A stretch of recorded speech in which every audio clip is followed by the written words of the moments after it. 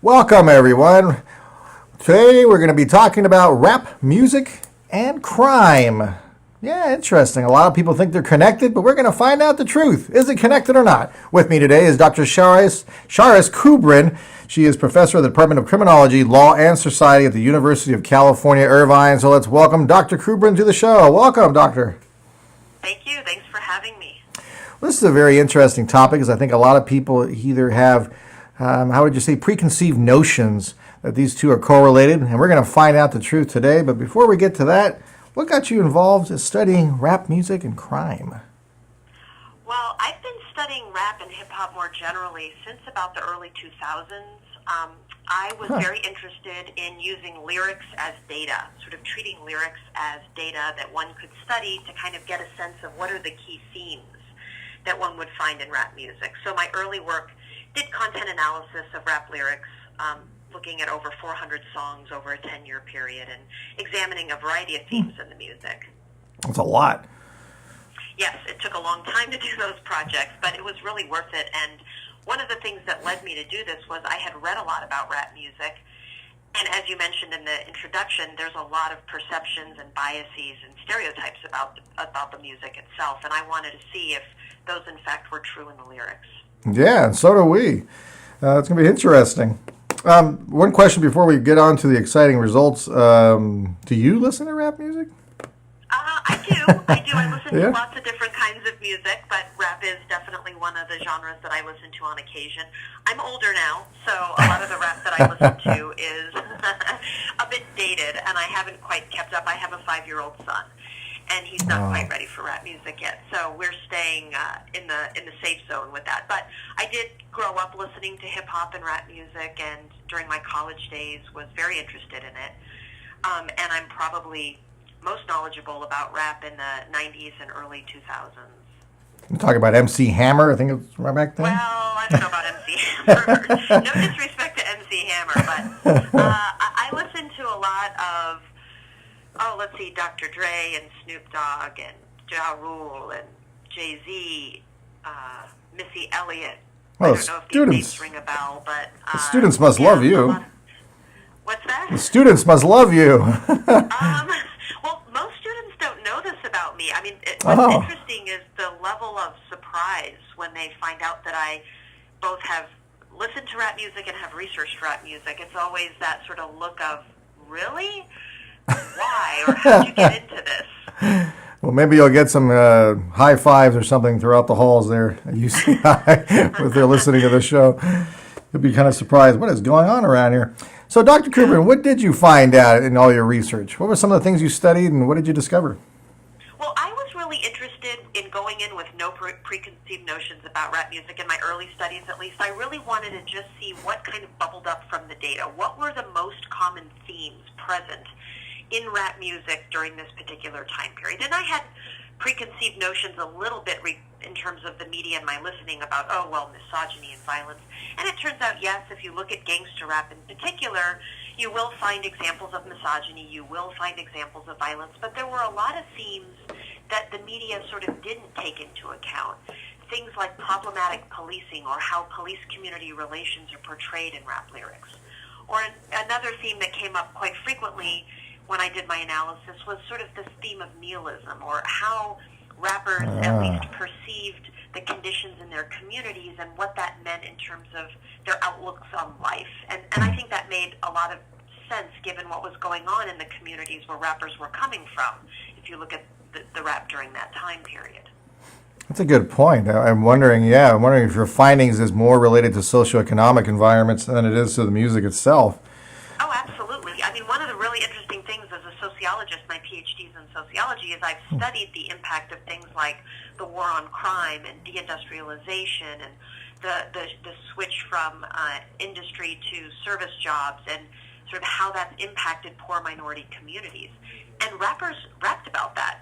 In the late 80s, early 90s, even through today, they rapped about the conditions in their communities. They rapped about political issues. They rapped about injustices. And unfortunately, those kind of themes got put in the back seat, and a lot of this, rap music is just pure misogynistic drivel is what came in the media. And it turns out actually that misogyny or the objectification of women, themes around that, were one of the least frequent themes in my analysis. Only 1 in 5 songs could be categorized as misogynistic, whereas other themes were much more prevalent in the music. That's a great point. And I think it sounds like it's more of well, I don't know if it is today as much as it was back then. I'm sure it's probably got a little diluted, but it sounds like it was more of an art, or not an art, but an expression of what their pains were and what the trials they were going through. Most people don't like to acknowledge this, but rap is a form of artistic expression. You may not like rap music, but just like any other form of music, it's a form of artistic expression. It has certain conventions that are unique to rap, and then of course there's different subgenres of rap. There's like political rap, for example, or Afrocentric rap, or there's party rap, there's gangster rap, and each of those subgenres have their own artistic conventions, and it's important to understand what those conventions are.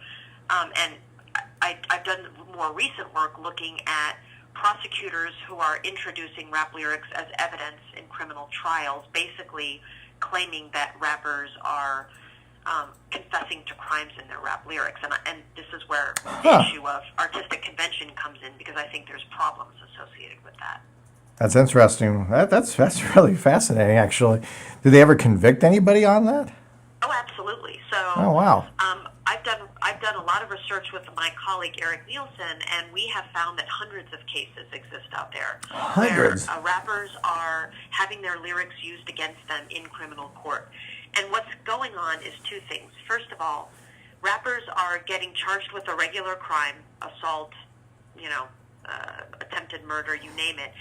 And prosecutors don't have really good physical evidence, so they're bringing in the rapper's lyrics. And if you've listened to gangster rap and you know that the lyrics are very violent, you can see how that's potentially very prejudicial to jurors who may not know much about rap music. They hear the lyrics and think, gosh, if someone could write this stuff, someone could certainly do it. So that's one way that the lyrics are coming in, and they're very persuasive, and jurors are finding defendants guilty. The other way, though, sort of a more sinister tactic, involves charging rappers for crimes simply because of their lyrics. In other words, prosecutors, police officers are deeming the gangster rap lyrics so dangerous and threatening in and of themselves that rappers are being charged with things like communicating terrorist threats. Oh, wow. Interesting. Yeah, and I've been involved in testifying in some of these cases, consulting on others, have written lots of papers. I did a TED Talk about this issue. So this is sort of a more recent treatment of rap lyrics, and I've been contacted primarily because of my early research on content analyses of rap music lyrics. Defense attorneys are asking me to come into these cases, review the evidence, and testify to the jury about what some of the conventions of rap music are and how that may impact the evidence, the lyrical evidence in the case. Well, I guess that leads us into the magic question of the day, which is, does it lead to violence? I know it's kind of hard to always prove causation. Yes. So I had to go to correlation on this one. But what did you find out in regards to that? Well, so there's a couple different issues here. So the first issue, the question you're asking is, what is the relationship between, let's say, listening to rap music and crime? Maybe is that when you say when you're asking about if the two are related? Exactly. I would say there's very, very, very weak evidence on this issue. Oh, wow. First of all, as you mentioned, the causality aspect is very difficult to prove. I mean, most people who listen to rap, I'd say the vast majority, forget most, the vast majority of people that listen to rap music never go on to commit any crimes in their entire lives. So, we have to put that into context, including major rappers who rap about engaging in the most heinous crimes you can imagine as they create these sort of over-the-top characters, right? I mean, sure. If every rapper that's ever put a threat in his lyrics, if that was ever true, there would be a very different world that we're living in now. So I think there's been some experimental studies trying to show that folks that listen to rap music are more likely to be aggressive or engage in violence, but there's lots of problems with these experiments. Any impact of the lyrics on thoughts or behaviors is seen to be extremely fleeting. In other words, once the experiment is done, those effects kind of go away, and they don't really reproduce to the outside or external world. So, in general, I would say The evidence is not there. It reminds me a lot, and you can correct me if I'm wrong, but it reminds me a lot when I was having a debate over video games, how violent they were, and kids becoming violent themselves. And there are millions and millions of kids who play video games that are violent, and it's like a very small percentage that turn violent. So it's kind of similar to that, it sounds like. Yeah, I mean, even in cases where, for example, people say they've been inspired by rap music to commit a crime, and by the way, those are very few and far between, there are other things going on in that individual's life beyond just listening to rap music that would prompt someone to engage in crime. And so I think if we were to really be concerned about getting crime low or stopping crime, I think getting rid of rap music should be dead bottom on the list, because I think there's so many other things that we should be focusing on that will have a much greater impact in reducing crime. Can you give us a couple ideas? You probably, as a sociologist, you probably have a couple ideas in the bag of tricks there that could help with reducing crime. Well, if you look at our theories of crime, most of theories of crime point to things like peer effects, so the individuals that we spend a lot of time with as we're developing, as adolescents, our peers, right? People look at family conditions, family circumstances. The neighborhood one resides in has a very strong impact on likelihood of criminality, what kind of resources are there, education level. I mean, I could go on and on and on. And like I said, rap music and other forms of artistic expression would be dead at the bottom of that list. That makes a lot of sense. There's a lot of sense. And that's one of the interesting things. So it looks like we have a verdict. No causation was able to be proved, but a weak correlation between rap music and violence. Is that fair to say? I would even not say that. Wow, not even weak correlation. Yeah, I mean, I don't think there's been a study that has proven that. Wow. So, in other words, I'm not quite clear that there has been a proper study that has shown that people that listen to rap music engage in crime at a higher rate once you control for, in other words, a proper study, once you control for all these other factors that I've mentioned. In other words, if we want to isolate out the impact of listening to rap music or playing violent video games or what have you, that's a very difficult thing to do, first of all, because you could argue, for example, that folks that listen to rap music also, for example, come from poor neighborhoods that don't have a lot of resources, right? And while it may be the poor neighborhoods factor that's causing the crime, not the listening to rap that's causing crime. And so you can't tease apart and determine the independent impact of rap music. So I haven't seen that study. I wonder what would happen the other way around. I wonder how many people who live in those poor socioeconomic environments, surrounded by violence, how many were able to express themselves through rap music and actually reduce the likelihood of violence because they had a channel of expression? Well, that's a fantastic point. And in fact, if you look at sort of hip-hop more generally and why it was conceived, and I'm talking here about things like breakdancing and rap battles and all of these things. Oh, jeez, yeah. The goal was really to sort of put an end to the violence and provide an alternative means of expression. And, a lot of the early stuff that we know was really a way out of gangs. If you talk to aspiring rappers today, one of the big messages they say is, I'm rapping because I want to get out of this neighborhood. I want to get out of this, situation. I want to make a lot of money, and I see rap as a viable way to do that. And for many, for artists that are successful, it certainly is a viable way to do that. It's a tough game, but rap is seen, or at least a rap career is seen as an alternative to violence for those that are quite serious about having a rap career. Yeah, you mentioned breakdancing. You reminded me when I tried that once 30 years ago. Did not end well, Dr. Kubrin. Did not end well. Yeah, I don't recommend folks to try it if they're over a certain age and they've never tried it before, myself included. Yes, won't end well.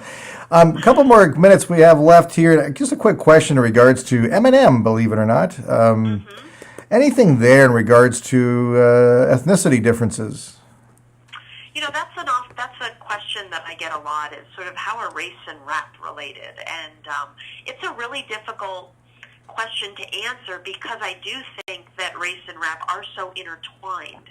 And what I mean by that is that when we hear or we think about particularly gangster rap, we are thinking not just about race, i.e. Folks of color, okay, mostly African American, but sometimes Latino, but we're thinking of young men of color from inner city communities. And it's this intersectionality of perceptions that we have about rappers. And Eminem fits that on some dimensions in terms of his class and the fact that he was a young guy starting out as a rapper. But he sort of bucks the trends, and he had to deal with that as his career was ascending, sort of challenges to authenticity because of his race or ethnicity. But one of the reasons why I believe that aspiring rappers today are being targeted this way, meaning having their lyrics used in court, and by the way, I'd like to point out that no other form of artistic expression is treated this way in the criminal courts. So you don't see cases for rock or country or heavy metal or punk. No other cases are being treated this way, just rap. How about Wagner? I think, so far, not a case. No Wagner. Oh, well. But I think part of the reason why you see this singular treatment for rap is because of who produces the music and largely is associated with it, which again goes back to young minority men and women to some degree from inner city communities, and the stereotypes that we have about this group of folks, right? That Sure. they're likely to be dangerous and threatening and engaged in crime, and phrases like thug and these kinds of things come to the surface, and that's why I think this tactic is so effective by prosecutors. That's really amazing. I never heard that before. That was actually being used in courts against him. Very fascinating. What a fascinating conversation. Dr. Kubrin, everybody. Thank you so much, Dr. Kubrin, for being here. I appreciate the opportunity to come talk about this. Yeah, this is fascinating stuff. You're doing great work. We truly appreciate it. Dr. Kubrin, everybody, professor over there at the University of California of Irvine. Dr. Kubrin, we're going to get more information about you, and where do we go? You can go to my website on the UCI's webpage. You can just Google Charis Kubrin, and that'll come right up, and all my work and TEDx talk and other information's right there. That's right. She's on a TED Talk. You can find her on YouTube. Charis Kubrin. I'm also on Twitter, even though I'm not an experienced Twitter. Twitter, but she's also on Twitter. Is it? What's your handle on Twitter? Do you know? I can't even answer that question. That tells you how non-tech savvy I am. But if you just Google my name, because it's unique, CHARISKUBRIN, you'll find all that information right there. Perfect. I would highly recommend you catch her TED Talk. It's a fascinating talk. It's a fascinating subject. Thanks again, Dr. Kubrin.